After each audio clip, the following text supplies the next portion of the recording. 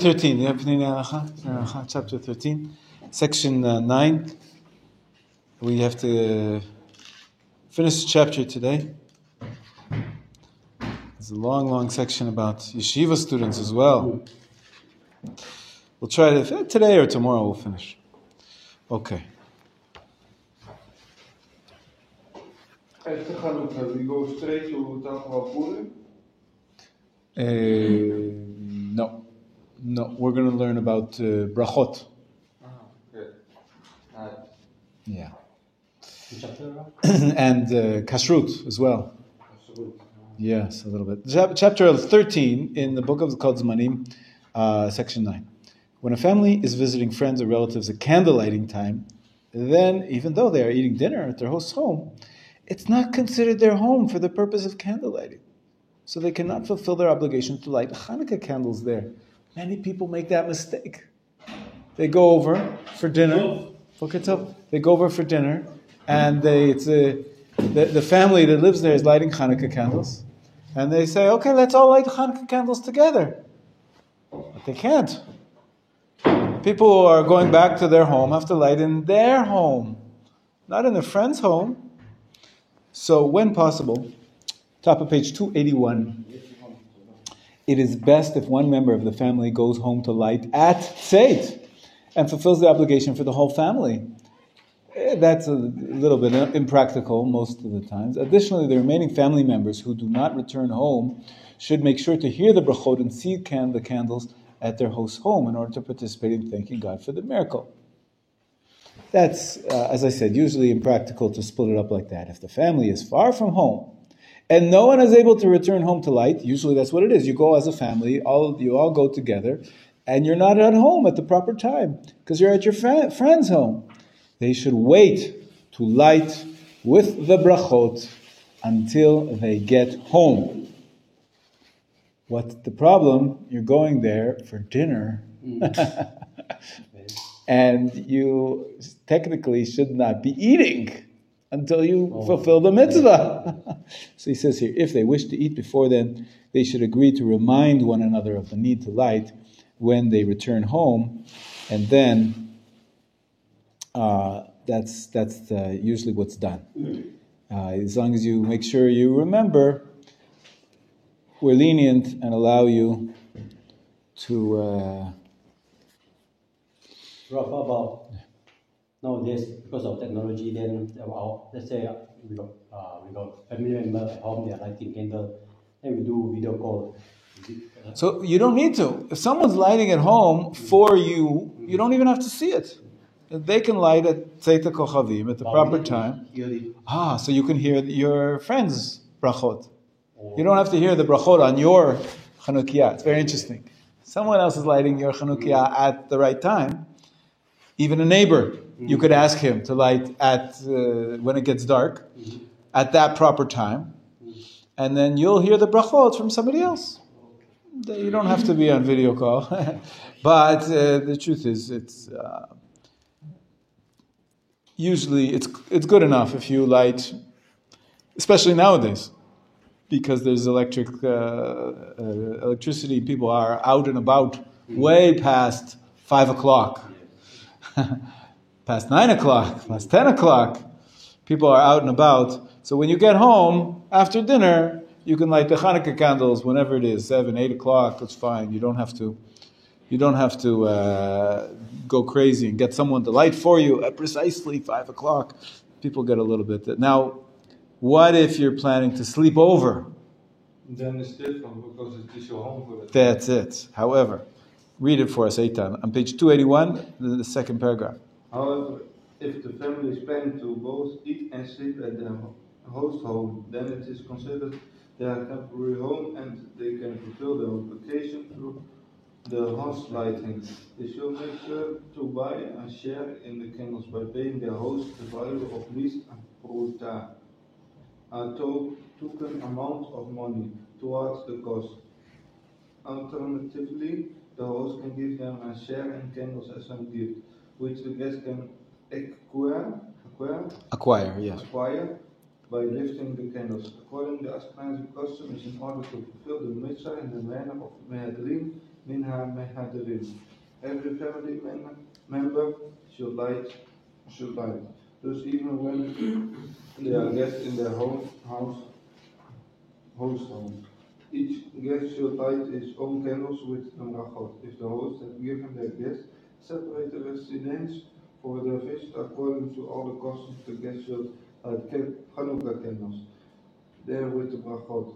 They should try to light where passively will be able to see the candles in order to visualize the miracle more effectively.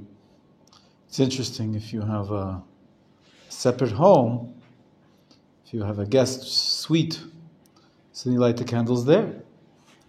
If you're just sleeping in one room of the people's house, so then you light wherever the people of the house light, the doorway, in the window.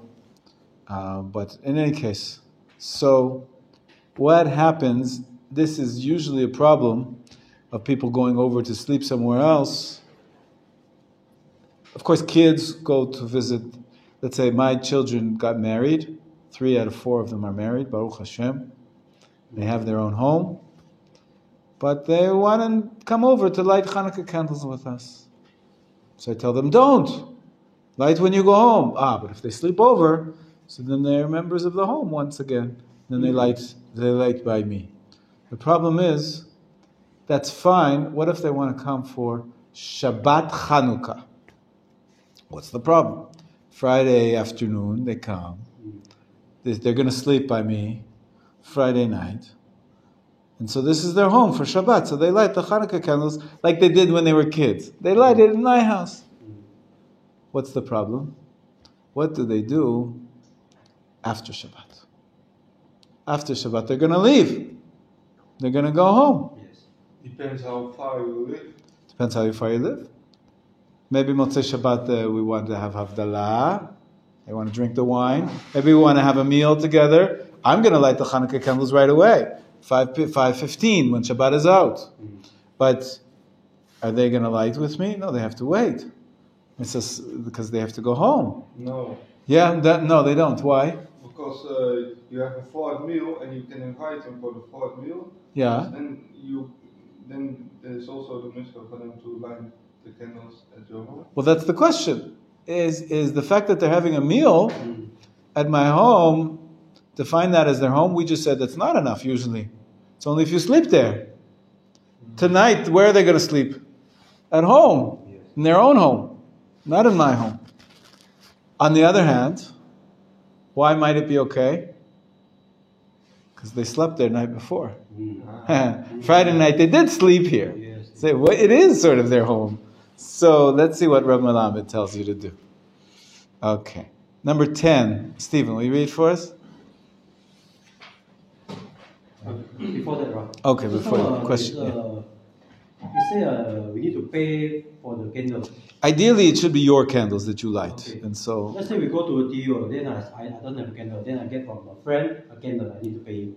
he can give it to you as a gift. It doesn't have to be actually for money. Oh, As long as he gives it for you as a gift, you acquire it, it's yours. okay. There doesn't have to be money involved. Okay? Thank you. No problem. All right, guests. Yes, on the Shabbat Hanukkah. When the family goes away for Shabbat, the host home is considered their home on their Shabbat. Thus, the guests should buy a share in the host candle for pruta, which allow them to fulfill their obligation through the host lighting. According to the Ashkenazi custom, it is still preferable for the guests to light their own candles with the barakot. If the family is staying in a separate residence, according to all custom, it is proper for them to light there with the barakot. On Saturday night, if the guest plans to return home quickly, it is best for them to wait to light candles at home. If they plan to get home so late that people will no longer be walking on the street, it is preferable that they fulfill the mitzvah the same way they did on Friday, Fair. either through their house lighting or in a separate residence. If they are not returning home immediately but will still arrive home before it is too late, they may choose where to light. From the perspective of the previous day, their place is in their host home, but from the perspective of the upcoming days, their place is in their own home. Therefore, they may choose where they wish to like. Yafeh. Yafeh. So what does he say? What's the answer? They can choose. You choose. They're both kosher. Yes. They're both acceptable approaches. Page 283 now. This is nice. Why don't we share this? Pass this around. This is enough for everybody who made copies? It's lovely. Show everybody what the... These are your notes, Eitan, from yesterday? Ah, very good.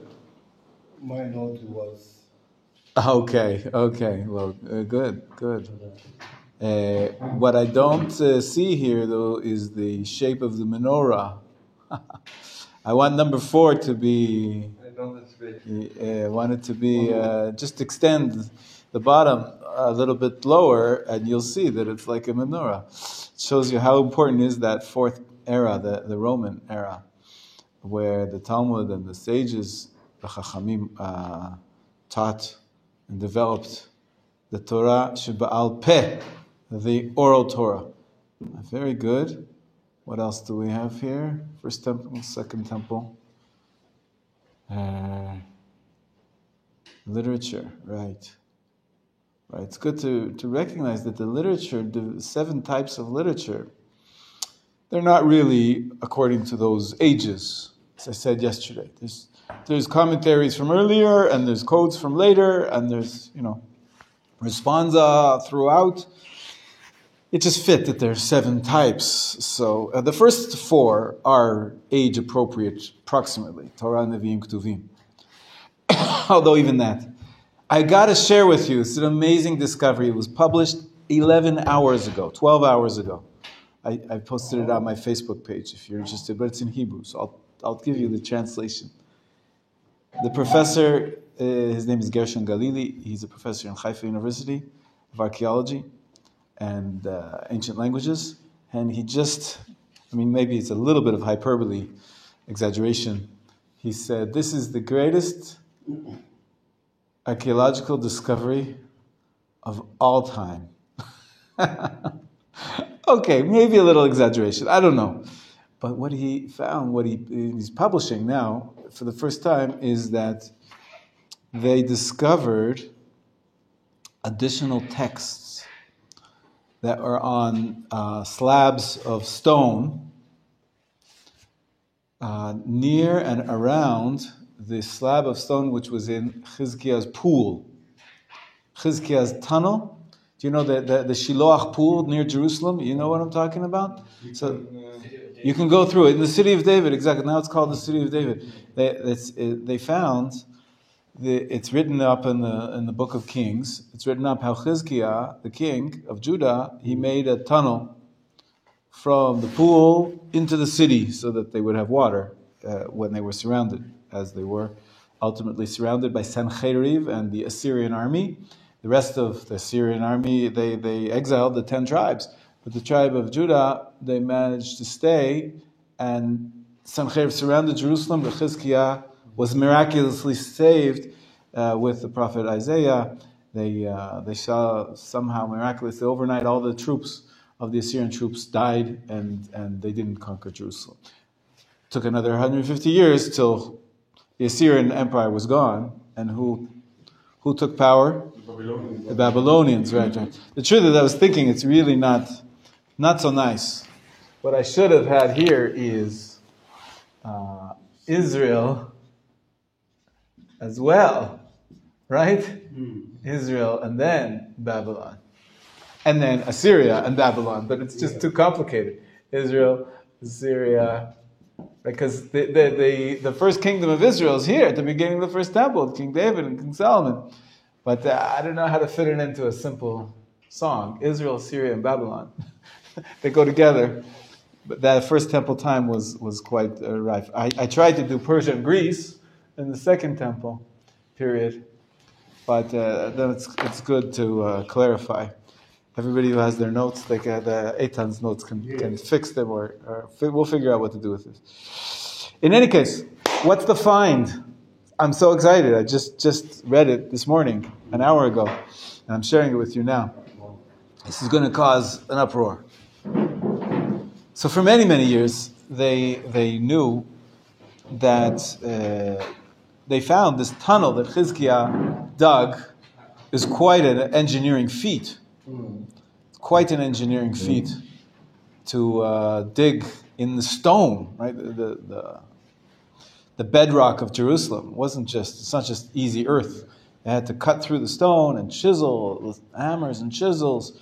And there's a description they found inside the tunnel a description of, you see that the tunnel goes from the pool this way, and they dug in both directions. They came out from the city of Jerusalem this way, from the pool this way, and then they had to go like a curve to meet each other. And then when they met each other, they wrote on the wall there a description of the day when it happens, that they heard the sound of the knocking of the hammers of the other team, and they realized that they were almost going to meet each other, and they finally broke through, and this channel was made, and there was this big plaque in stone inscription describing this event.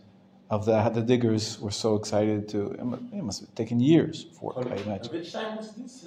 Chizkiah, minus 700. The diggers. The diggers, it was in minus 700. Oh, No, I'm not talking about the archaeologists. The archaeologists went through. The tunnel was already made. It was just clearing out dirt. That was easy. I'm talking about the original diggers in King Chizkiah's time. They were chiseling to get through. Yeah. You can go and see it yourself, but you cannot see it yourself. You know why?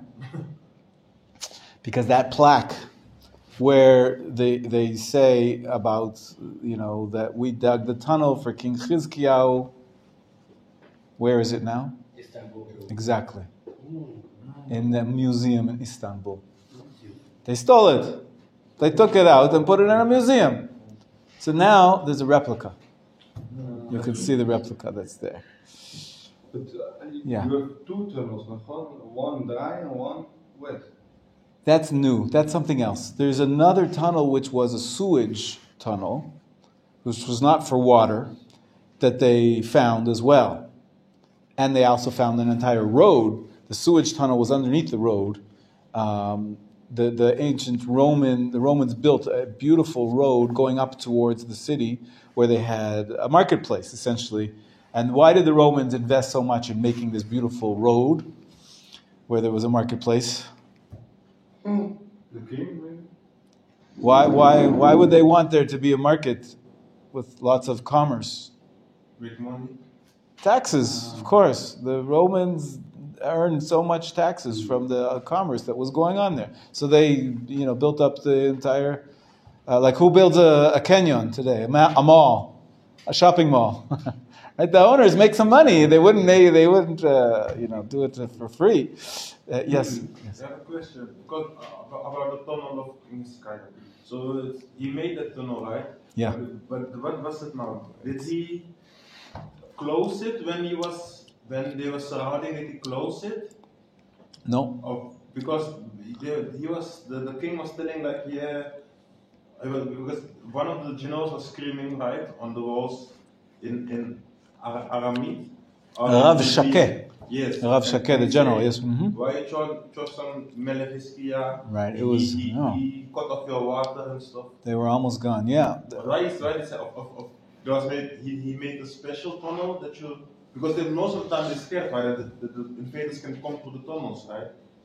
When you have to. I'm not sure about that detail, about when they closed it off, in the defenses, when they were being surrounded, exactly how that happened, I don't know. But it was an amazing find when they found this tunnel. They discovered it. You can go there, walk there. Many times Machon Meir we take our students and we go, you get wet.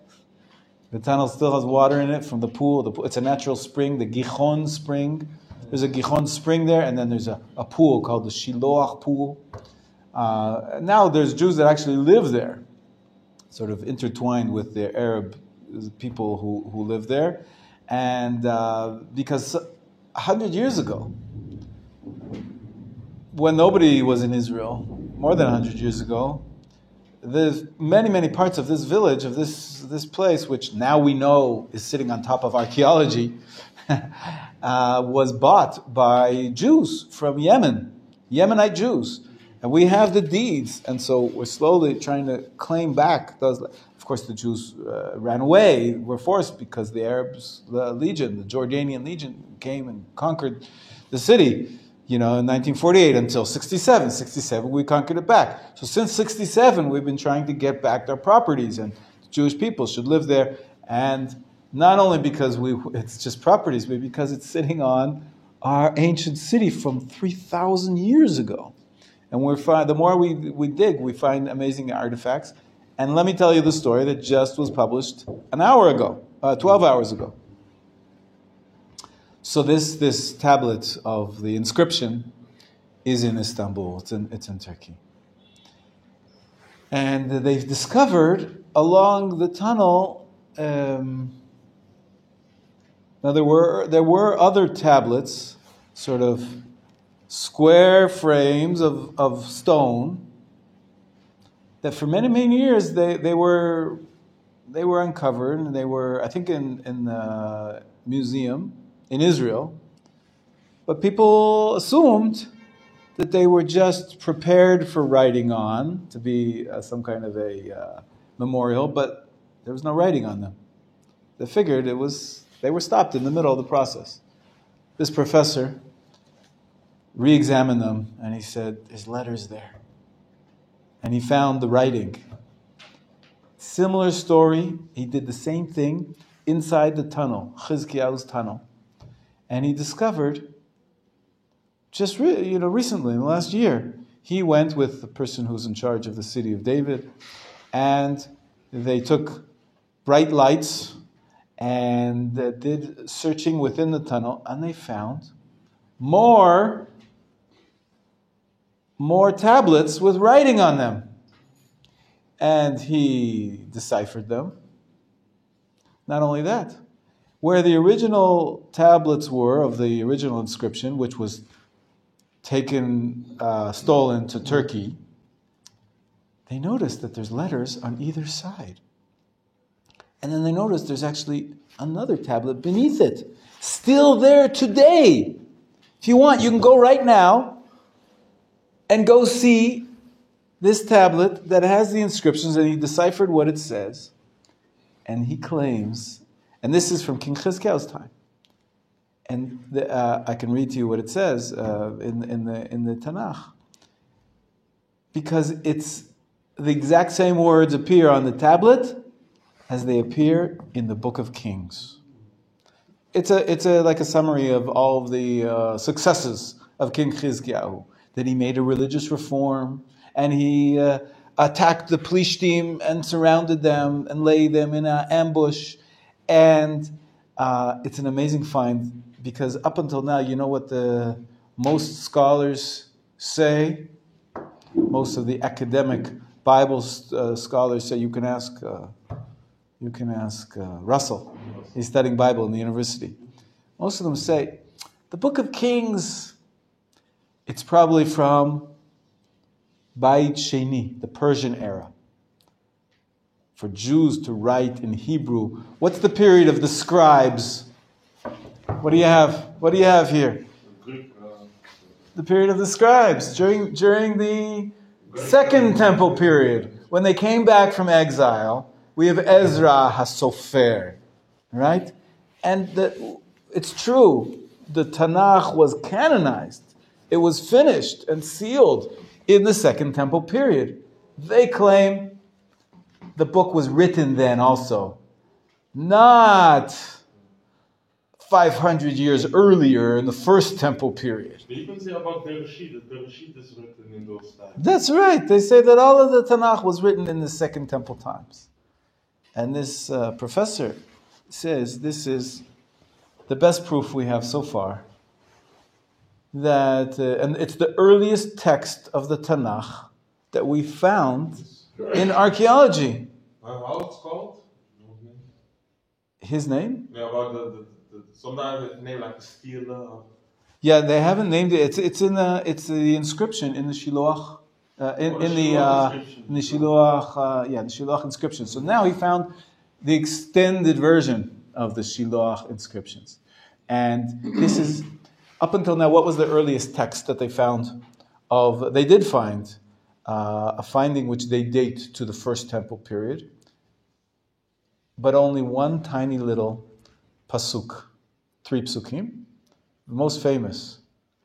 It's called, up until today, you can go visit the place where it was found. It's in the Israel Museum, this finding that I'm talking about now. It's called the Bible Mountain. Why is it? Because that's the earliest text of the Bible that was found. Where is it? Opposite Har Tzion. Free parking. Free parking, exactly. You know where it is. It's right near Mount Zion. There's a Malone, there's a hotel there, and on the other side of the street, just looks like a mountain, but there's a sign. It says Bible Mountain, because that's where they found, and it was actually a kid. A kid. Yeah, they had all sorts of interesting discoveries there, and they were doing a tour, and the archaeologist was giving a tour to a family, maybe a group that had some kids, and the kid picks up from the ground, and he says, "What's this?" A tiny little cylinder. And he says, "I don't know, it looks interesting." Anyways, the end of the story, they took it to the lab, and they unrolled it. It was made out of silver. In tiny, tiny little letters, it has Birkat Kohanim. Yivarechecha Hashem v'yishmerecha. In ancient script, of course, but you can read it. Yair Hashem panav elecha v'chuneka Yisa Hashem. Pasuk from Parashat Naso, from the book of Bamidbar, and that's dated to about minus 600. This is before the exile, right? The exile we said is minus 586, the destruction of the first temple. So they dated it minus 650. I don't know exactly when it was. That was the earliest text of Torah that was found. And now this, 100 years earlier, time of Chizkiyahu, minus 700 or 750, I don't know precisely. It's an amazing find, the earliest text of the Tanakh, and of course it's First Temple era, not Second Temple era, and it shows you that they were not making stuff up in the Second Temple time that didn't exist. These are real events. Chizkiyahu was real, David HaMelech was real, we have other findings for David, Yeshayahu we find. It's becoming harder and harder to claim that these are just made up figures, because some of the academics claim that there never was a great King David. There never was all these kings. It's all made up stories to lay claim to Judea and anyways, this is very interesting, and it goes back to for our understanding, First Temple period versus Second Temple period. The Greek period, the Persian period, is when we talked about Hanukkah, but the finding was from King Chizkiyahu, one of the major kings of Israel, of Judea, actually. I should write here, actually, Israel and Judea, not the thing, right? Because after King David, the kingdom gets split. Judea and Israel, the kingdom of Israel and the kingdom of Judah. So, you understand why I only wrote Babylon at first. Because what are we going to say? This is the period of Judea, Israel, Assyria, and Babylon? It's just too complicated. Too complicated. So, we have to... it's easy to remember Babylon because they destroyed the first temple, right? So that's... but actually, the period of 500 years since the first indications are, about minus 1,000, minus 900, whatever it is. I'm not being precise with my dates, as you know already, that I'm just saying the general picture. Yes? Curiosity. What do you mean Babylon? Babylon, Bavel. Bavel was essentially Syria and northern Iraq. Near where the rivers, the Euphrates River, and the Hiddekel, what else? What's the other river called there? The Tigris and the Euphrates, exactly.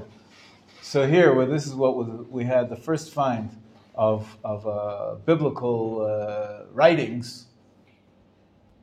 Is he says the book is going to be published in a year.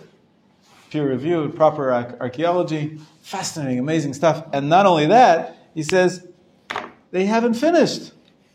Because if you go into the tunnels today, you can still see where that plaque is, the replica of the replica, you know what that means? Replacement, a copy. A copy, and it's drilled into the wall with 4,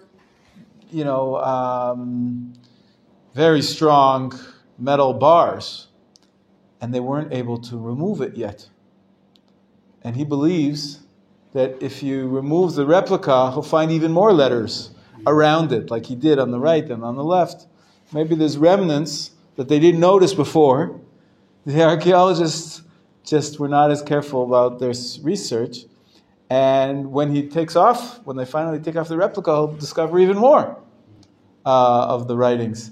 It's amazing. It's amazing. I can tell you where it comes from. Open up the Tanakh. Open up the Tanakh, and we'll show you the psukim inside that were just discovered from the time they were written, probably. Let me pull it up here on my phone.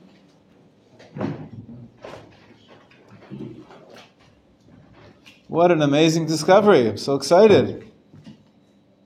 Moshe, I see you already saw it on Facebook. Look to the second book of Kings, Melachim Bet. Melachim Bet, Pasuk Yudchet, Perek Yudchet. That's page 731.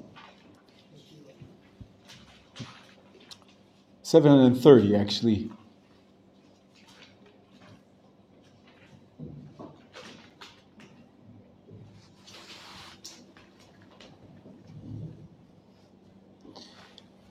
Read from the beginning. Now it came to pass in the 3rd year of Hoshea, the son of Elah, king of Israel, that Chizkiah, the son of Achaz, king of Judah, began to reign. 25 years old. You see where I'm reading? Yes. Page 730, verse 2. Verse 2. It's very small, I'm sorry. 25 years old was he when he began to reign, and he reigned 29 years in Jerusalem. His mother's name also was Avi, the daughter of Zechariah.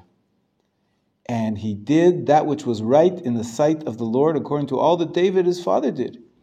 Now this Pasuk 4 appears on these tablets. A number of tablets, not just one. It says as follows: he removed the high places, the bamot, that means the altars for the Avodah Zarah, and break the images, and cut down the groves. That's the idol trees that they would worship. And break in pieces the brazen serpent that Moshe had made. It says this on the tablet. For unto those days the children of Israel did burn incense to it, and he called it Nehushtan. So in this tablet it says that he broke down the Nehushtan. And he took away all of those altars.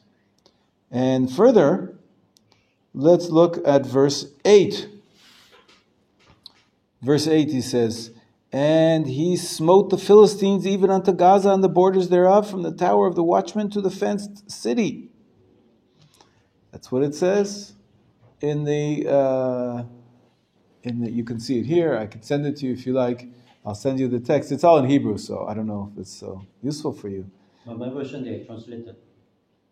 You have it in English? Yeah, they translated. I don't know. Oh, Google Translate. No, Automatic. maybe it's automatic. Yeah. Ah, interesting. Yeah. So send it to the group. Yeah. And you can see and read all about it. There's a lot of details, of course. But the bottom line is, let's look at one more pasuk. It says there about that he conquered Gaza. Go to chapter 20 now. Go to chapter 20. In chapter 20, again, summarizing all the good things that King Chizkiah did. It's on page 736. Oh, chapter 20. Chapter 20, yeah. Like one, Page 737, actually. like 1x is 10. Yes, 1x is 10, yeah. I'll explain Roman numerals one day for you. Page 737, verse 13. How do you say it in Chinese? 737? Chisanchi. Verse 13. And King Chizkiah hearkened unto them, and he showed them all the house of his precious things, the silver, the gold, the spices, and the precious ointment.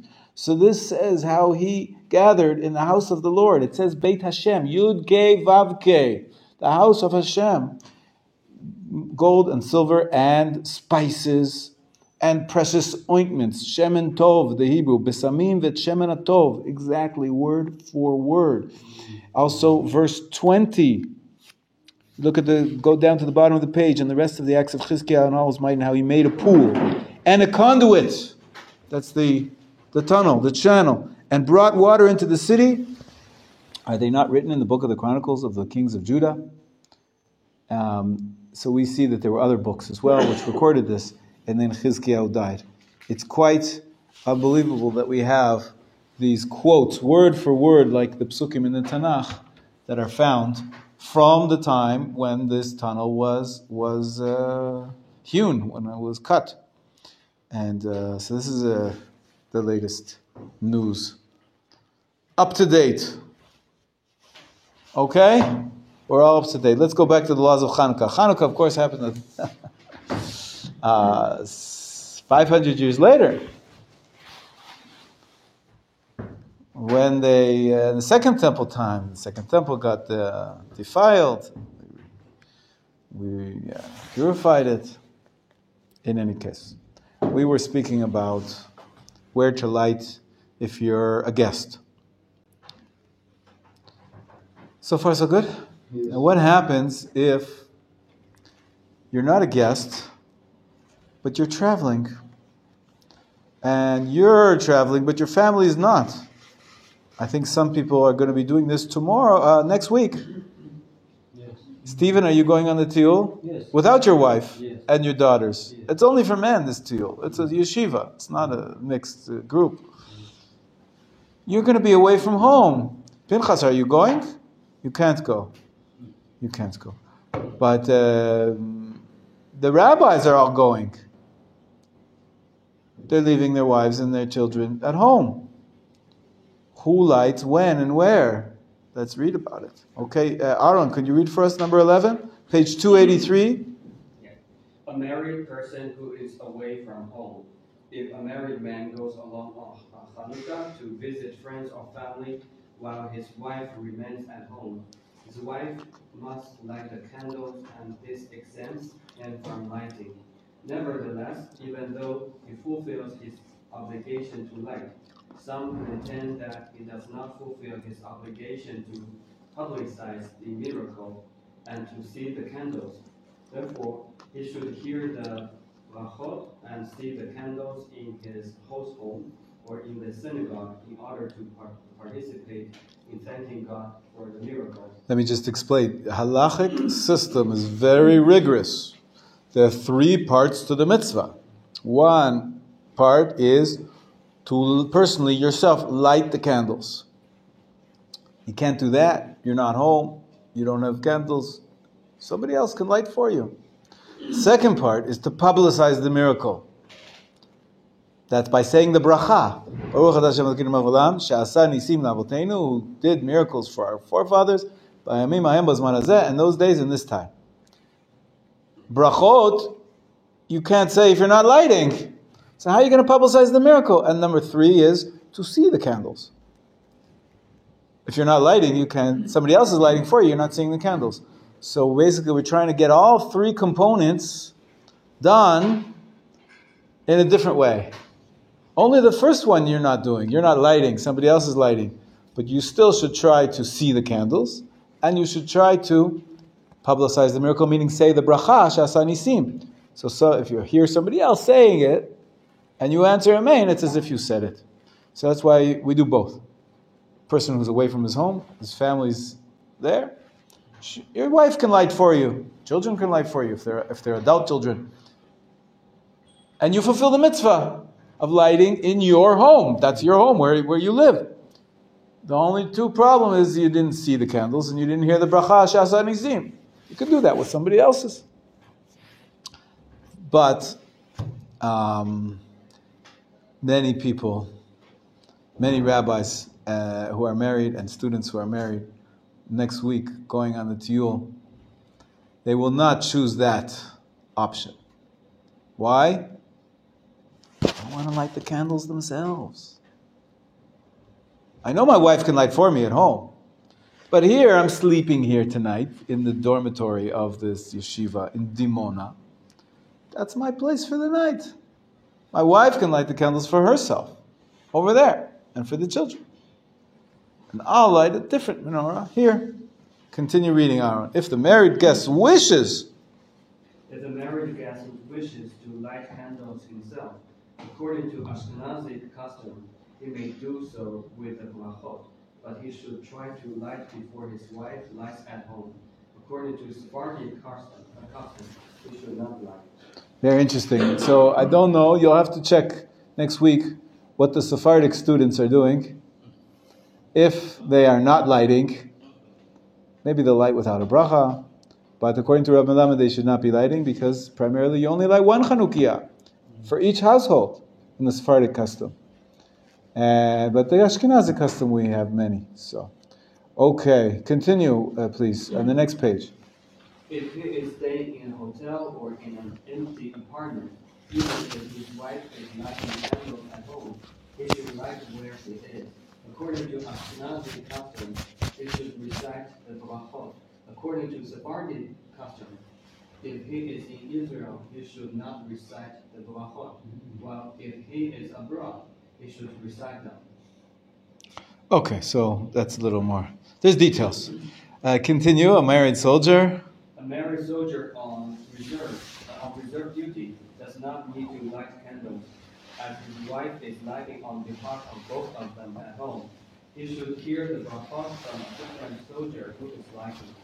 If no one on the base is lighting, he should light in the mess hall with the brachot. Even if he follows Sephardic custom, in this case, it is a mitzvah to light candles for the rest of the unmarried soldiers. If everyone at the base is observant, married, and has someone lighting at home on his behalf, the above does not apply. Nevertheless, in such a case, if there are 10 people present, they should light candles at the base synagogue with the brachot. The law that a married man fulfills his obligation through his wife's lighting applies as long as she remains at home. However, if she is a guest elsewhere, for example, in her parents' home, her husband is once again obligated to light. In such a case, according to all customs, he must light where he is with brachot. Similarly, if a woman is away and her husband is lighting at home, she fulfills her obligation through his lighting. She should try to be present when her hosts light candles at their home. If she is alone in a hotel, she should light candles herself. According to Ashkenazi custom, she should recite the brachot. According to Sephardic custom, she should not.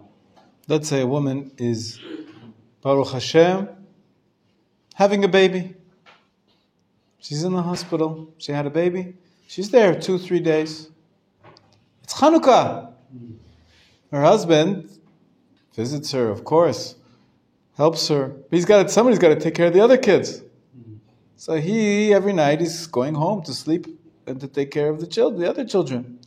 What about the birthing woman? Where is she going to light Hanukkah candles? She doesn't have to. The husband is lighting at home on her behalf, just like she could light on his behalf if he was away. But if she wants to, she can. Now, ideally, even if she doesn't light, she doesn't have to. The problem is she didn't hear the brachot, and she didn't see the candles. So, if possible, they many times have a communal Hanukkah lighting. If someone is, she's allowed to light there as well. If she's Ashkenazi, she can say the brachot. And it's just exactly the same. There's no difference between the obligation of men and women when it comes to Hanukkah candles. So far, so good? Yes. Interesting. Yes. Husband in the hotel. Yes. He can light candle, but Sephardi Correct. Correct. But the wife in your hotel. Also, if she's Sephardi, she cannot. Only if Ashkenazi, she can. Yeah. Also, it says there. Only Ashkenazi. Sephardim cannot. But according to Sephardi, he should not light. Not say a bracha. She can light, but she should not say a bracha. They should not light. Yeah, that's right. Because the Sephardi custom is there's only one Chanukiah for the entire household. And she's part of the household. So her husband is lighting for her at home. Just the same thing. If he's away, he should not light either. She is lighting at home for him. Just that's what he said. It's equal. Exactly equal. What's interesting is that Husband in your hotel. Sephardi husband cannot No. light. No. But wife Yes. cannot. She lights at home. She does light.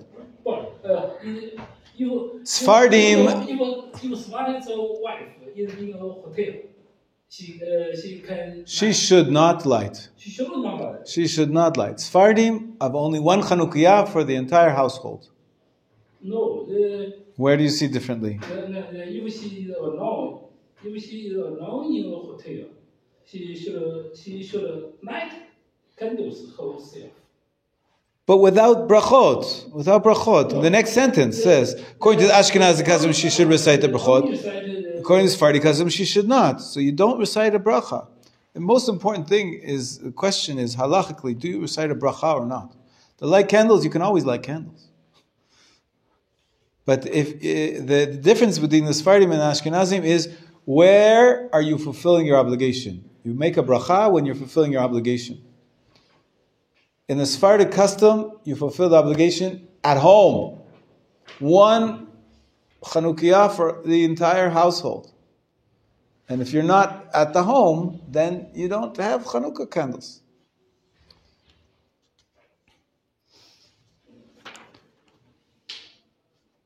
You're right. It's a little bit imprecise that he says, according to the Sephardic custom, he should not light. Really, what he should say is he should light without brachot. But the main point is that you don't say a bracha where you are, because the lighting at the home covers you. I see that there's a little difference there in his writing. I think it's just a mistake.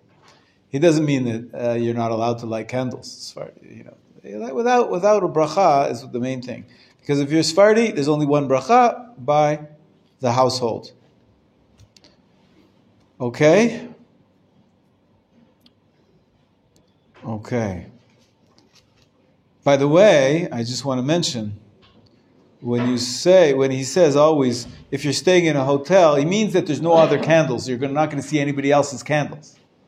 Right? That's why if you're staying at somebody's house, you can listen to their brachot, and you can see their candles. So you don't have to light. Your wife is lighting at home, or your husband is lighting at home. And what about seeing the candles and hearing the bracha? You'll hear it from your hosts or from somebody else. But in a hotel, the assumption is there's nobody else lighting. So that's why you should light yourself to see the candles. They hear the bracha, maybe go to shul. In shul they make a bracha. So you'll be able to hear the bracha. The bracha is publicizing the miracle. Sha'asa nisim l'avotenu. You say, God did miracles for us. So that's what he means by hotel. But I want to tell you, you have to be very careful. Most hotels in the world, especially in Israel, they know about Hanukkah candles. And there is a prohibition for security, for danger, to light candles in your hotel room. You're not allowed to light candles in your hotel room. Pikuach nefesh, what does that mean? Danger to life overrides all of the Torah. Pikuach nefesh for sure overrides lighting Hanukkah candles in your hotel room. What do? Usually in Israel, with hotels that, Bezrat Hashem, usually the hotels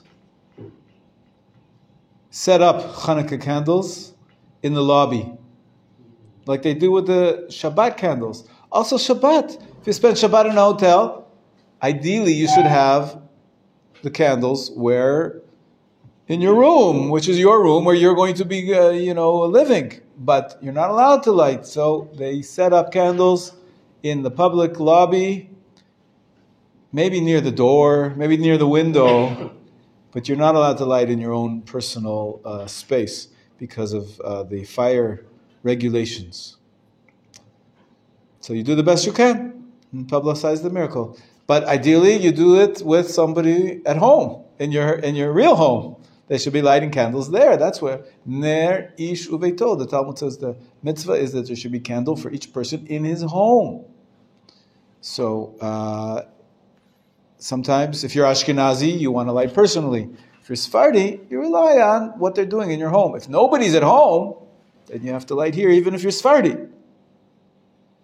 But if you are Sephardi and there is somebody home, he lights. And you should try to hear the brachot from somebody else and look at their candles. Okay, is that clear? Let's continue. Unmarried people who live. This only also, I wanted to light the candle and recite bracha. What's the problem? What's the problem? The answer is, there is a problem. I'll tell you why. The problem is that when you recite a bracha, you say God's name. Baruch atah Adonai. You're not allowed to say that unless you're fulfilling an obligation. If you've already fulfilled your obligation through your wife lighting, how can you say the bracha with God's name? What's the third commandment in the 10 commandments? Do not take God's name in vain. So we try not to make a bracha with God's name unnecessarily. That's the danger here. To light a candle, you're right, you can always light a candle. But to say the brachot, you can't say God's name in a bracha unless you are fulfilling your obligation, unless it's the proper place and time. Understand? That's the issue. I just said God's name now because I'm teaching. You're allowed to, for the purpose of studying, and you're allowed to say God's name to instruct. But also, I'm not saying the Yud Kei Vav Kei. We never say that. But the word Adonai, I wouldn't say unless, usually we say Baruch Atah Hashem, because we don't want to say Adonai, because it's taking God's name in vain. It's true that you're not swearing, you're not throwing God's name around in the marketplace, you're saying a bracha, so maybe it's not as severe but if the standard practice is, if you're not obligated to say this blessing, an unnecessary blessing is forbidden to say God's name. So I was once a rabbi. I'm still a rabbi, but I was once a rabbi of a community, and if I remember correctly, I went into the gan, into the kindergarten, and we did a practice, hadlakat nerot, lighting of the candles for the children. So they asked the rabbi, come, light the candles, say the brachot for us, to teach. There, they were little children. So I think, if I remember correctly, it's been a number of years now. I think I said, Baruch atah Hashem Elokeinu melech haolam. I didn't say God's name, because they wouldn't know the difference at the age of 3 years old, 4 years old, 5 years old. I don't think they know the difference. But now that I'm teaching you, I want to make sure you understand. Baruch atah Adonai Eloheinu melech haolam. Right? And there's, what are the brachot on the Chanukiah? How many are there? 3. 3. The first day you say 3, the second. Ah, very good. All right, you guys know everything. The truth is, I have a game here. This is Chanukah trivia. Chanukah trivia. There's so many cards. Each one has 6 questions. There must be hundreds and hundreds of questions here. Does it say how many years? 288. 288 questions and answers. It's all in Hebrew, but I can translate them for you if you like. This is just the title page. So, Be'ezrat Hashem, on Sunday, we have our last class, because after that is the tiyul and then a little break. So on Sunday, I'd like to do with you a little party. Chanukah party. Okay? Pre-Chanukah, because Sunday night we light the first candle. So, I'd like everybody to prepare a Dvar Torah. Prepare some words of Torah. About Chanukah. Not about the Parsha. Not about the laws of prayer. Not about the Tanaim, Nevi'im, Ketuvim. Well, if you want to bring Chanukah into the history of Chanukah, yes. But Dvar Torah is a little speech that you give for 1 minute, 2 minutes, 5 minutes tops. And everybody should prepare something to say, an idea about Chanukah. So with you or? You will present to the class. Okay? You can prepare it in writing, or you can prepare it and just to say it off by heart. Usually it's an idea. Sometimes you share something you read in a book, something you learned in a different classroom, sometimes something that you think is important about Chanukah. Okay? Have you ever given a Dvar Torah before? You have. At the Oneg Shabbat. Yeah. Aaron? Yes. You have. Stephen? Not yet. To my children. To your children. Very good. Okay, so we'll be like your children. That's all. It doesn't have to be. Pinchas? I need to prepare for the colonoscopy Monday. I've heard. So what? Huh? So you can't come on Sunday? Cannot, You cannot be here on Sunday? Shame. We'll have to eat your sufganiya. Donut. We'll have to eat it for you.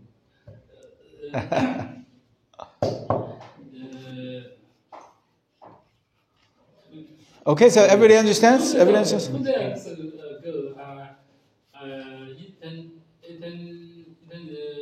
A sufganiya? no, camel, black. Yeah. And you got sick? Can. Oh, yeah. In the 2 days, cough and cannot sleep. Oh no. So what did we learn? Do you have to eat a sufganiya? Yes. No. You don't have to. There's I heard this opinion. You don't have to eat anything. We eat what's healthy for you, of course. But the custom to eat oily foods, of course, because of the oil, the miracles with the oil. And Pizza.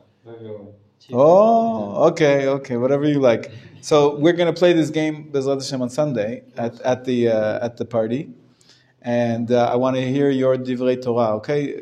Binyamin, you'll prepare for Sunday. Prepare something to share with us, some words of Torah about Chanukah. I try. You'll try. Good. Micha, good? Okay.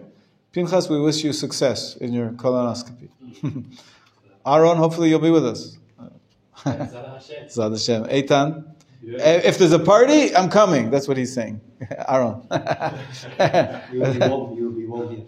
He'll be warm here. We're going to have food. Now, who's bringing the food? All of us. Everybody bring something, okay? Bring something. Bring some cookies, some cakes, whatever you like. Okay, well, we'll all chip in, okay? Chicken! 9 a.m. Well, leftovers from Shabbat, I understand, but if you like. Anyways, let's start with one.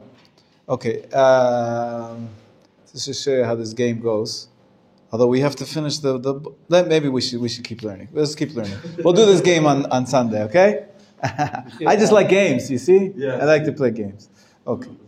Next. We'll see if we have time. Number 12, unmarried people who live alone. Oh, I know some unmarried people here who live alone. We're not quite... Aaron, where do you live by yourself, or you have a... Oh, perfect. We're talking about you. This is the halakha about you. The halakha about yeshiva students is in the next one. So first we'll talk about Aaron, and then we'll talk about Michael. Okay? Number 12, Aaron, you read it. It's about you. So. As a rule, the laws of candle lighting for independent unmarried people are the same as those for a family unit.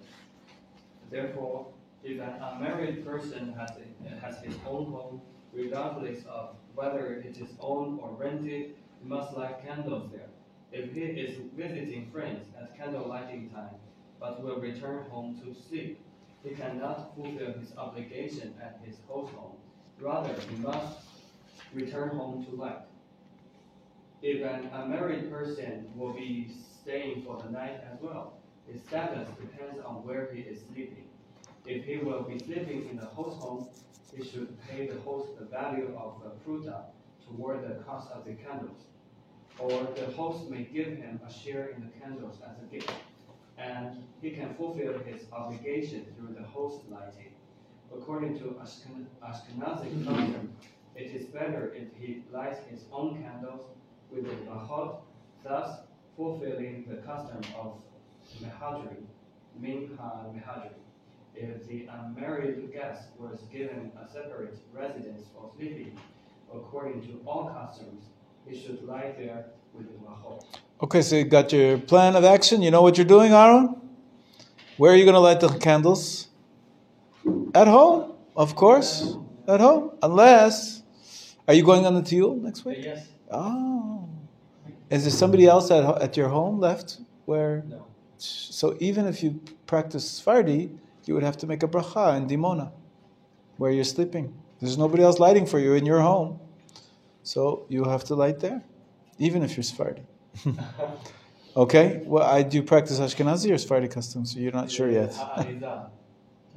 Okay, but what does that mean? It's like Chabad. Chabad customs. Okay. Chabad. Chabad is their own.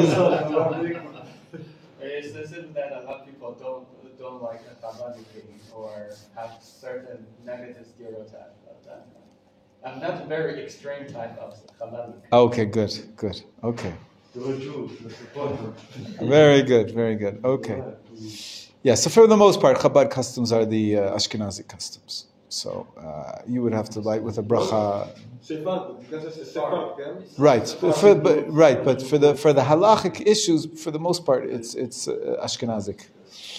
There's some unique features here and there. As a matter of fact, for lighting candles, the Chabad has a unique opinion of which order to light the candles, from right to left or left to right. I can't remember exactly what it is. Not 100% Chabad. Oh yeah, okay. You don't have to know all the customs of Chabad. Okay, it's all right. It's all good. Okay, now yeshiva students, Michael Arya, you read about a yeshiva student. The yeshiva student who sleeps in his dormitory room and eats in the cafeteria must light in his room because he resides there for an extended period and the room is set aside for him. If the dormitory room has a window facing the street, he should light in the window. Besides the miracle, if there is no window facing the city, he should light inside his room. Preferable to the left of the doorway, so that the mitzvah will be on the right and the Hanukkah candles on the left. Stop for a second. You must be very careful. If you light in your room, in your dormitory, I would say to not leave the candles at all. For half an hour, stand by your candles, learn Torah, not by the candlelight, use an electric light, stay there, and when you leave the room, blow them out.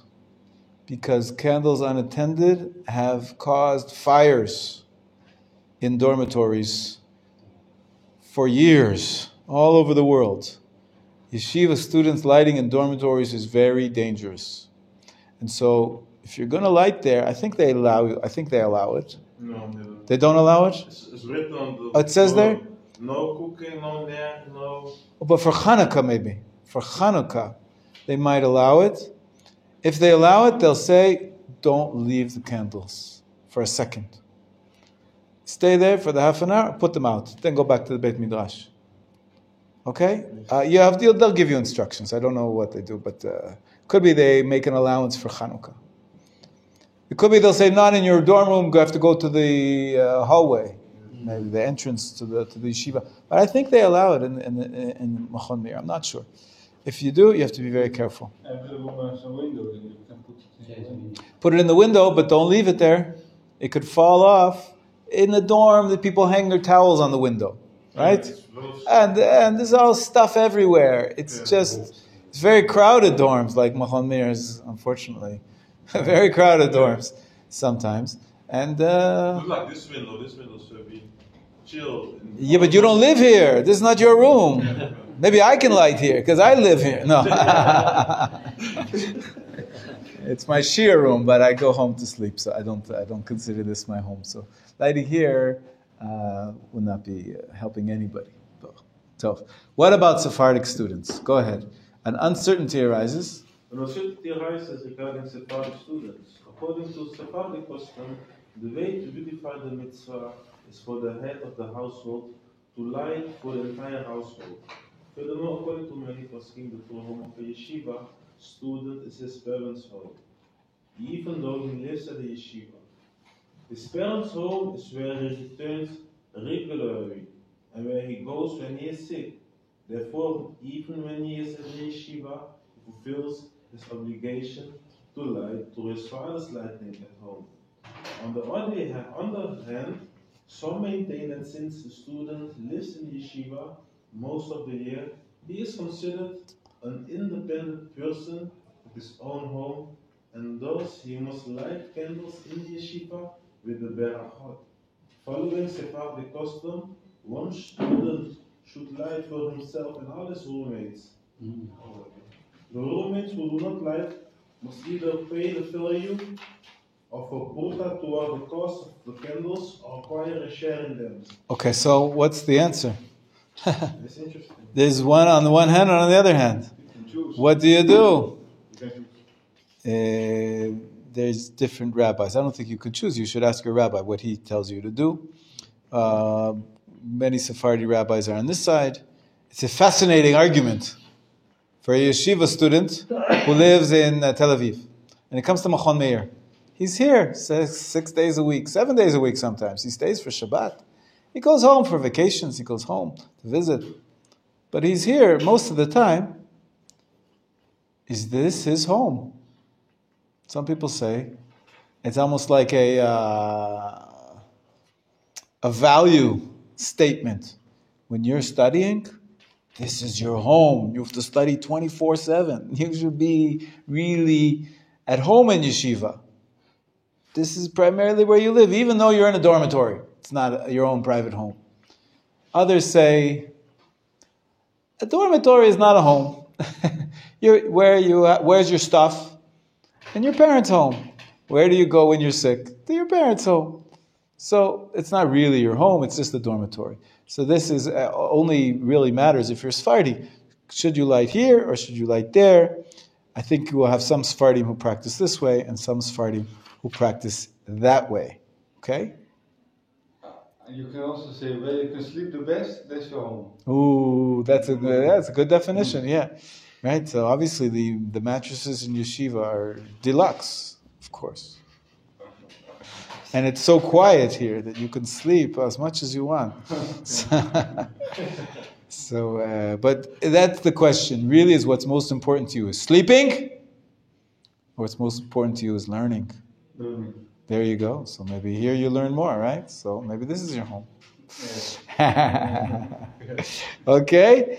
Anyways, same. But so according to the Ashkenazim, it's easy. Because everybody lights, every person lights. So wherever you sleep that night, that's your home, and you can light there with a bracha.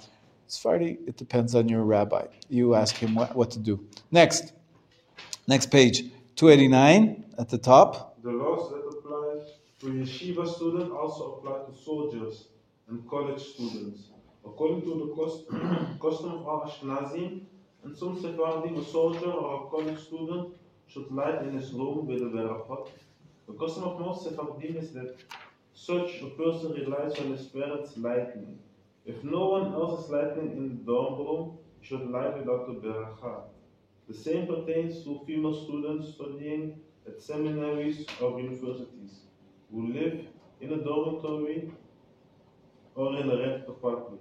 The custom of all Ashkenazim and some Sephardim is to light with the Berachot, and the custom of most Sephardim is to rely on their parents' lighting. If no one else is lighting in the dormitory room, they should light without the Berachot. Okay, good. Question. Yes. Because, let me say, I have one Sephardic guy in my room, okay? And I also follow Sephardim. So if he lights the candle, I'm good with him. Of course. Listen, But you have to make a deal, and I have to say that you want to do it for me. Yeah. Not like I don't say nothing. But Right. But I think you should practice, though. And there I can. You're practicing, but you can fulfill your obligation with him. Sure, whoever lights. Yeah. But can I also do that? Like I'm also practicing, so Yeah. even two Sephardim, we light. Yeah, sure. Together, sure. Together is good. Yafe. What was I going to talk about? How much is it, Pruta? 10 agorot, approximately. If you can find a 10 agorot piece somewhere. A shekel is like 10 prutot. So it's really nothing major. Okay. Hotels, let's continue. Okay, hotels. Eitan, will you read for us hotels? Yes. 14. Hotel. People saying in a hotel must light Hanukkah candles. Let us give you. Hey, shalom. Please, have a seat. Thank you. Give him a book, please. Michael, meet everybody. Everybody meet Michael. Michael's a former student of ours. He's an alumnus. Okay, we're on page 290, okay? People staying in a hotel. Eitan, go ahead. What we explained in previous sections. To all families and independent married people must light with the brachot. If one's spouse is lighting at home, or if one is dependent on one's parents who are lighting at home, then according to Sephardic custom, one should light without the brachot. Though according to Ashkenazi custom, one should light with the brachot. It is best to light in one hotel room as this room is set aside for personal uses, opposed to the dining room, which is for communal use. If the hotel room has a window facing the street, one should light there. Someone should remain in the room for at least an hour after one lights, so the candles are not left Unattended. and the fire is not caused as a result. If after half an hour one wants to leave the room, one should put out any candles that are still lit. If the hotel manager does not permit guests to light candles in their rooms, then since there is no alternative, one should light in the dining room. Okay, so this covers pretty much what we talked about before. And hospital patients. Let's continue. Pinchas, can you read for us hospital patients? The patient in hospital is still obligated to light Hanukkah candles wherever he remains. He fulfills his obligation through his spouse lighting at home. Likewise, if he is young and lives with his parents, he fulfills his obligation through his parents lighting at home. According to Atlantic Protocol, even though one has fulfilled his obligation through his family members' lighting, if he wishes to beautify the mitzvah, he may light in the photo room with the brachot, as illustrated above. According to the custom of most Sephardi, he should not light candles. One who lights candles in other people should preferably light in his room, which is designated for him specifically. If he lights in the cafeteria, he fulfills his obligation as it is considered his home to some degree, while he is positive for lighting. patient will exempt from nightly because someone is nightly for them at home should still try to see Hanukkah candles and feel the brachot. Because some maintain that even though someone is nightly for him at home, which allows him to fulfill the mitzvah of nightly candles. Nevertheless, he had not fulfilled the ritual of sending God for the miracle. Therefore, he should find someone who is nightly with brachot, the order of strict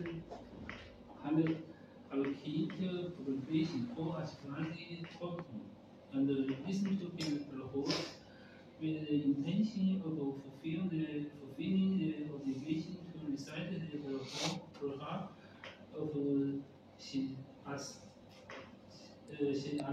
Yisim on the first night of Hanukkah. He should have in mind to fulfill the obligation of She'ehidanu as well. Okay, yafeh. So again, I want to review. There's 3 parts to the mitzvah of Chanukah. The major purpose is to publicize the miracle. How do we do that? How do we publicize the miracle? The candles. Candles. What about the candles? 3 parts. One is lighting a candle, one is seeing the candle, and one is saying the brachot on the candle. So there's action, hearing, and sight, and seeing. We're using all of our senses. And there's one more important principle. That this, right, even if somebody else is lighting for you at your home, you still didn't hear the brachot. So you have to hear the brachot. Because how do you publicize the miracle? By lighting the candles, but also saying the words, Baruch Hadash Elokeinu melech haolam, she'asa nisim, that did miracles, la'avoteinu, for our forefathers. That's the second bracha on lighting the candles. We say 2 brachot every day. One is lahadlik, when you're lighting, and one is thanking Hashem for who did miracles. So we have to publicize the miracles in all 3 ways. So far, so good? Lighting, if possible. Or somebody else can do that part for you. But you still got the other 2 parts. You've got to see candles. If you're by yourself, you're not seeing any candles. So your neighbors, you can look at his candles. If your neighbor's saying the brachot, you can listen to his brachot. But you'll be fulfilling your obligation of acting at home by your father, your mother, your wife, whoever it is. And then the other 2 parts you can do yourself. Well, if you have nobody else who's doing those for you, then you do all 3 yourself, wherever you are, wherever your home is. Okay? Now, this is the other major part of to understand how the mechanism of this halachic thinking goes. The obligation to publicize the miracle, the obligation to light the Hanukkah lights, is connected to a home. I have at home a book that's called Chovat Hadar, the obligation of the dweller. And it is a very thin volume, because there's very few mitzvahs which are connected to your home. Most of the mitzvot in the Torah, wherever you are. Tefillin. Wherever you are, every day you should put on tefillin. Wherever you are, you put on tzitzit. To hear the shofar. To shake the lulav. It could be at home, it could be in the shul, it could be in the marketplace, it could be overseas, anywhere you want, wherever you are. The mitzvot are a personal obligation. That's the way we understand 613 mitzvot. Maybe this was one of the innovations of the rabbinic oral Torah, which we're celebrating on Chanukah, the beginning of the way the Torah gets defined for us as an individual obligation. Most mitzvot, they devolve upon me. Wherever I am, I can do the mitzvah. I can do mitzvah of tzedakah. Wherever I give tzedakah, anywhere I want. There's only very few mitzvot which are connected to your home, to where you live. And somebody doesn't have a home, somebody's homeless, lives in the street in a cardboard box. It's not a home. What does he do with Hanukkah candles? He doesn't have to do them. The mitzvot only apply if you have a home. What other mitzvot are there like that? That you need a home for. You need a mezuzah. Excellent. The majority of the book Chovat Hadar is about the laws of mezuzah. What other mitzvot are there connected to the home? The door. Which one? Where is it connected? Shechianu. Shabbat candle. No. Shabbat candles is where you live. Yeah, that's good. Also, what else? Cooking for Shabbat. That's not obligated as one of the 613 mitzvot. Cleaning for chametz, yes. Wherever you have possessions, though, you don't have to have a house. Even if you have a bag, you have to clean the bag for chametz. It's not dependent on a house. I disagree. Right? Chametz is where, if you have it in your pocket, you have to get rid of chametz, even without a house. There's one other that might be connected to a house. Shabbat meal? No. So it's something with Shemitah? No. When you build a house, what do you have to be careful about? It says in the Torah that if you have a roof, you have to make a fence around the roof so nobody will. If you don't have a house, you don't have to put a fence around it. But if you have a house and you have a roof, people could get injured from. You have to do that. Anyways, Chanukah is very unique. That it has the mitzvah that's connected to the home. And that's what we're talking about. What if you're away from home? The Ashkenazi custom makes it a little bit more personal, because wherever you are, every individual lights his own Chanukiah. So you might have a temporary home, but the Sephardi custom, it's very clear that if there's somebody lighting for you in your home, you don't light anywhere else. It's not a personal obligation. It's an obligation of the home. Fascinating, huh? It's an obligation of you connected to your home. It has to be you and your home. What happens if you don't have a home? If you're homeless, let's read the last paragraph. Section 16. Yes, question, please. On Shabbat, after we light the Hanukkah candle, are we allowed to remove the Hanukkah or how? So it's interesting. I don't know why he didn't cover that. Maybe he did. But we actually, we might have skipped those sections. In general, here, go to page 253, please. 253.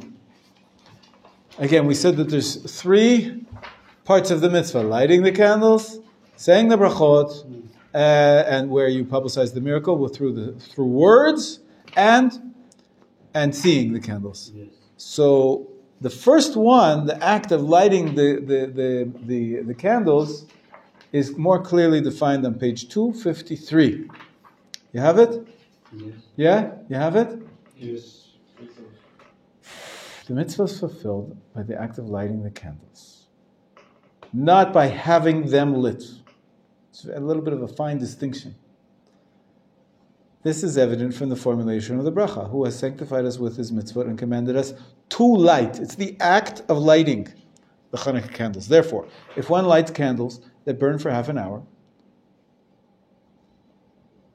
and someone knocks them down, causing them to go out before half an hour has passed, he does not need to rekindle them, because he has fulfilled the mitzvah when he lit the candles initially. Okay, you understand? The candles don't really have to be there for half an hour, as long as they potentially could be there for half an hour. When you lit them, if everything was equal, they would stay there for half an hour. You fulfilled your mitzvah by the lighting. They don't actually have to be there for half an hour. Sorry. Actually, I want to ask that. On Shabbat, are we allowed to remove it after? And we're getting there. Yeah. What time you light? 5 o'clock. 5 o'clock? Yes.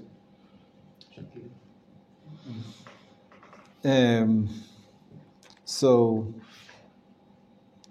we'll skip a little because we don't have so much time. Oh no, let's keep going. It's not so far. Nonetheless, even if one lights inferior candles, such as that there's some concern that they might go out, he is discharged his obligation, assuming that these candles usually last for half an hour. Nonetheless, the Achronim rule that it's proper to be stringent and rekindle the candles so that they may be lit for half an hour period that the sages prescribed. Okay, let's keep going. However, if one lights the candles in a place where I'm on page 254 now. If one lights the candles in a place where they cannot burn for half an hour, like in a windy area, and the wind actually blows them out before they manage to burn for half an hour, he has not fulfilled his obligation because at the moment he lit them, they were not fit to last the required amount of time. Most poskim maintain that in such a case one must rekindle the candles with a bracha, but in practice one should rekindle them without a bracha because the matter is uncertain. The rule is that we are lenient in cases of uncertainty concerning brachot. Now we get to your question. As previously stated, the mitzvah is fulfilled by lighting the candles, not by placing them in their proper place. Therefore, if a candle happened to have been lit while it was still daytime, and it is situated in a valid location for Hanukkah candles, one has not fulfilled his obligation, since it was not lit for the sake of the mitzvah. Even if one picks up the lit candle and then puts it back down with the intention to perform the mitzvah, he has not fulfilled his obligation. Rather, he must extinguish it and rekindle it for the sake of the mitzvah, and there's no need to pick it up and put it back down. One must light the candles where they will be placed. Even if the head of the household is ill and cannot get out of bed, one may not bring the candles to him so that he can light by his bedside and then transfer the candles to their proper place. Rather, the head of the household may recite the brachot from his bed, while someone else lights for him in the proper location of the candles. If one places the candles on the windowsill but forgets to move them close to the window before lighting, he may push them closer after lighting so that the passerby can see them more clearly. But in general, what he seems to be saying is that you should light the candles in their proper place. Not light inside and then move them to the door or to the window. You have to light them there because it's the actual lighting of them which fulfills the mitzvah. So the lighting must be done in the proper place. Does that answer your question? So on Shabbat, I don't understand why you want to move the candles. Let's say, okay, like that day you Can't put the candles by the door, in the door. The candle in the door. On Shabbat, after the candle is off, then you want to remove the Hanukkah back off. Afterwards, can you move the candle? That's a law of muktzeh on Shabbat. Shabbat, if when Shabbat enters, the candles are lit, so the entire candelabra, the entire menorah becomes muktzeh. You're not allowed to move it. You cannot move muktzeh items on Shabbat. It's a rabbinic prohibition to move items which were set aside from use, because while they were lit, you can't move them because you might be extinguishing the candle or making it burn brighter by moving it. The oil will shake a little and you'll be like lighting a fire on Shabbat. So we don't never move touching lit candles on Shabbat. We never move them. So if you're not allowed to move them when Shabbat enters, that's when you light the candles, then you're not allowed to move them for the entire Shabbat. They have to stay there even after they go out. Don't move your Chanukiah. It's muktzeh. Rabbinic prohibition on Shabbat. Does that answer the question? Okay, good. So we see that that was one section we skipped. Tov. Let's go back to our chapter and finish the last section. Sunday we're having a party. Right? Yes. Because Pinchas won't be here, so we're happy.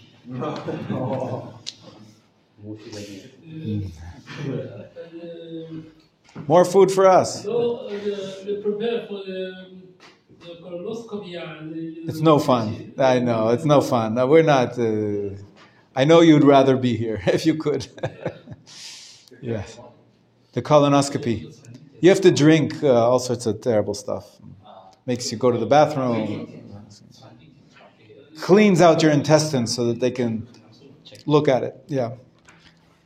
When you get to our age, you understand. Yeah, of course. Many times I've done it, colonoscopy. They say preventative medicine, you should have it every 10 years from the age of 50. 50, 60, 70, 80, once every 10 years, just to see that you don't have anything growing in your intestines. So you have to clean out the intestines so they can see. It's not very pleasant. Tov. Let's finish the chapter. Page 291.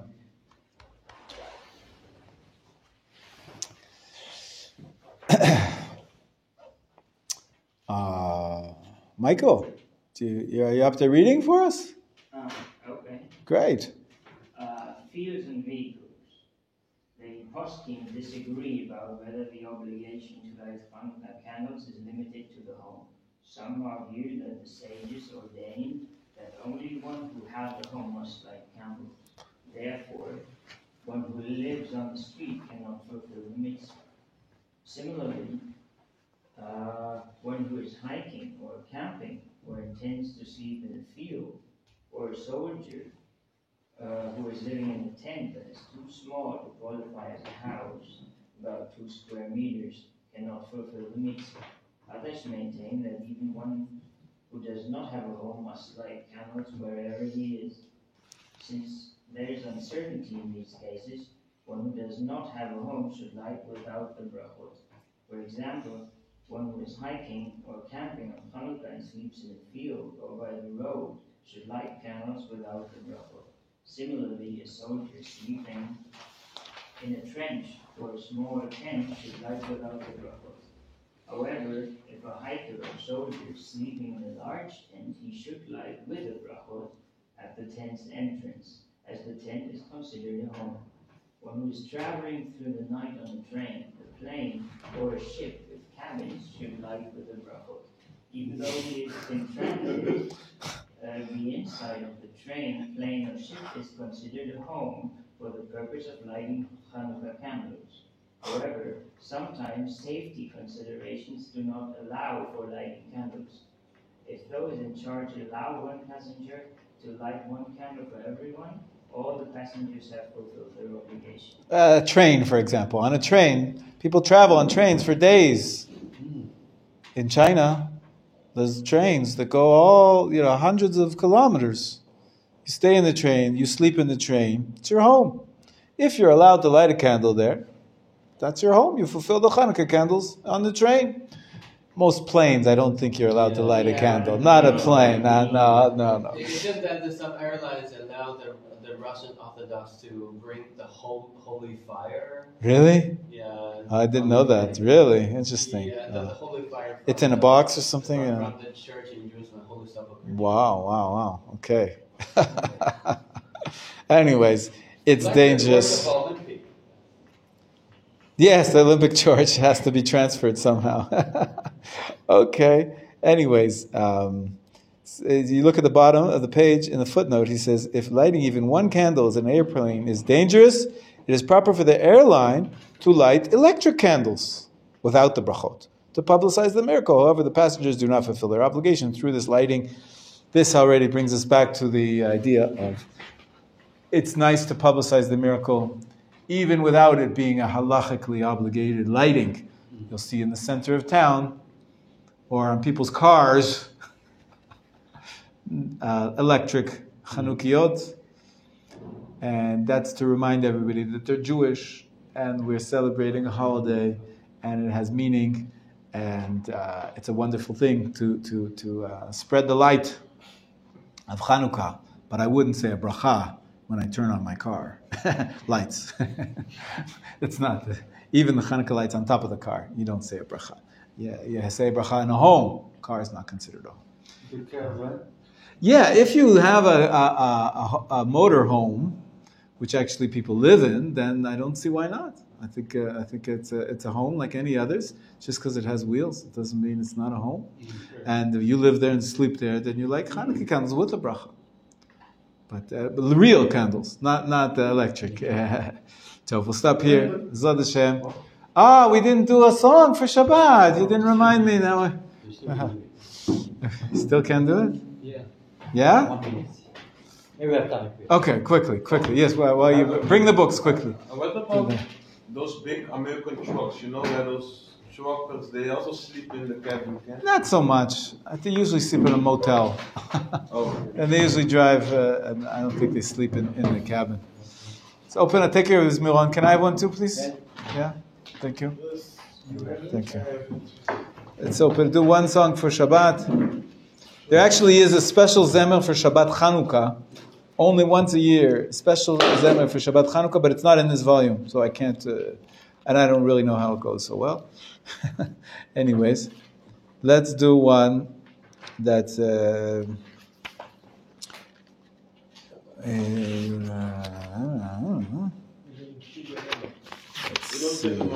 see. I didn't say it. I'm looking.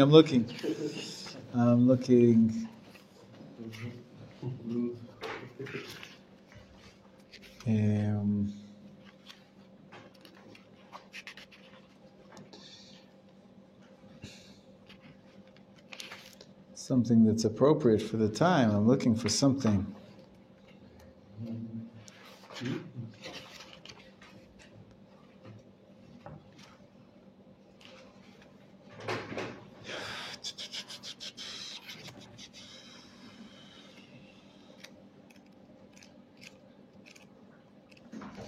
Okay, let's look on page 122, please. Page 122, 123. 122.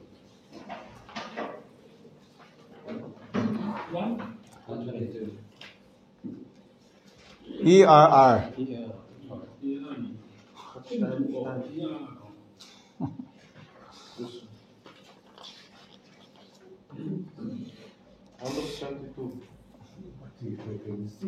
You can't see it.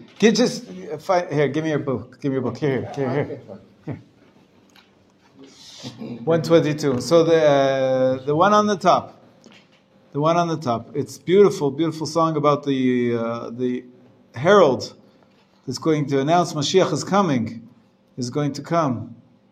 And with the people who are looking at the gate, looking to see if he's coming, they will cry out, "Oh, somebody's coming! Mashiach is coming!"